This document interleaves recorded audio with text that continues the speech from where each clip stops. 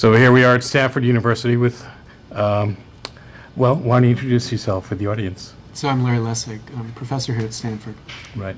And for the handful of people out there who still don't know what Creative Commons is, why don't you explain it briefly, what Creative Commons is all about? So the idea motivating Creative Commons is the reality that copyright law, by default, gives copyright owners what's referred to by the slogan, all rights reserved. And for most people, in the context of the internet, that's more protection than they actually want.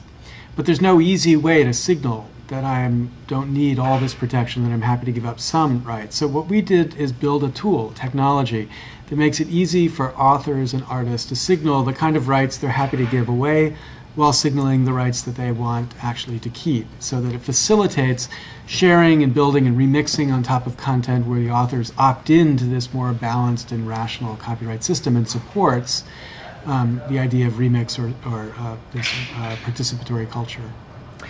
And one of the things you've been doing over the last couple of years is to go globetrotting and open up Creative Commons efforts in a lot of different countries. How many countries are you in now? Well, there are 70 countries that are in the process of porting our licenses to their local jurisdictions. And I just finished, I think, the 28th launch in Malaysia. I took a trip out there, flew out for one day, so it took 35 hours to fly there, and then I was there for a day and 35 hours to get back. But it's spreading quickly, and we launch in China at the end of March, and Malta in April, so it continues, and I'm hopeful that soon we'll finish so that I don't have to make these globe-trotting trips to see the launches. And so the problem with overly restrictive copyright laws isn't restricted to just the United States, and it's a global phenomenon? Yeah, especially because many people around the world want to begin to participate in a protected way in the global internet, so that they have creativity. They want to make it accessible. They want people to be able to do stuff with it. But on the other hand, they don't necessarily want to give up all rights or control to it. So these become effective tools to that. And I saw that in Malaysia.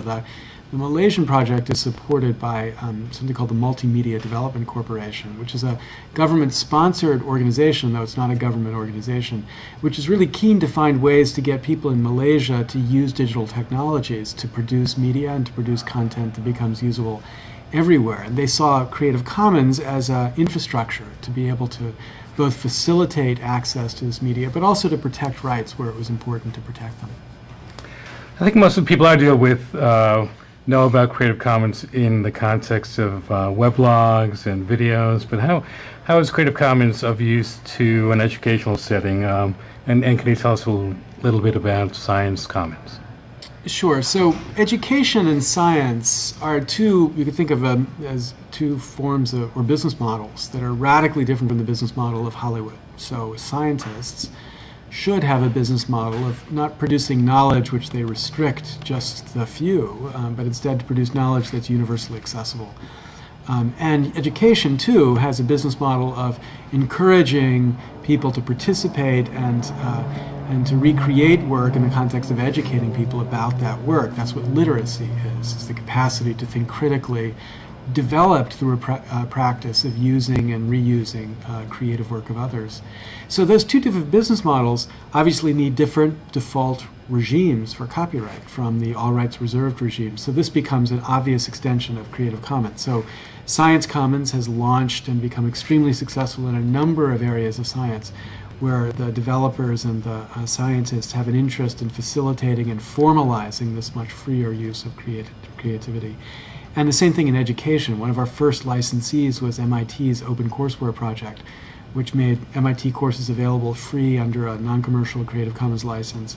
And they've now been ported into, for example, Vietnam, which has begun to translate the courses and make them accessible to Vietnamese students, which otherwise would never have been possible. So the key here is to get people to recognize how we ought to use copyright law to enable the different business models of creativity and learning and knowledge that there are out there, not just the one. And if we fix it to just fit the one, then it will certainly not fit these others. Right. In November, you announced plans for something called cc.com. You want to tell us about that? Yeah, so the CC Commercial project is really just a way to make it easier for artists to link the rights that they're giving away to rights that they want to reserve. So we'll launch this as a self-consciously experimental project where we're going to launch it and see how it works and see what the feedback is from it. But it'll basically be a simple way for an artist to mark the location where either complementary goods might be bought, for example, like CDs or T-shirts, or with an e-book where they could buy a print-on-demand version of the book. But in addition to that, also make it possible for people to signal commercial rights associated with their work. So you could say, you're free to remix this for non-commercial purposes, but here's a click-through to how you can buy commercial rights to remix this song. Again, to make it easier for people both to make accessible the non-commercial half of their work, but also to tie that back to ways of profiting from their work that make it easier for them to be artists. Okay. You're also on the board of advisors of Ourmedia, and I wanted to ask you briefly about that. What do you see as the benefits of a project like that, the idea of an open media repository where people freely share media and then have access to different kinds of materials that they can mix up or mash up or download? Well, obviously, I think that the future, the real future to creativity here is to enable a wide range of this type of creative activity. And the real virtue of Ourmedia is that it's doing it in a context which is not constrained by commercial interests. And to the extent it frames itself in that way, it provides a nice balance to other entities that are doing the same thing but for commercial purposes. Now, I have all the encouragement in the world for organizations like URTV or YouTube or even Google Video.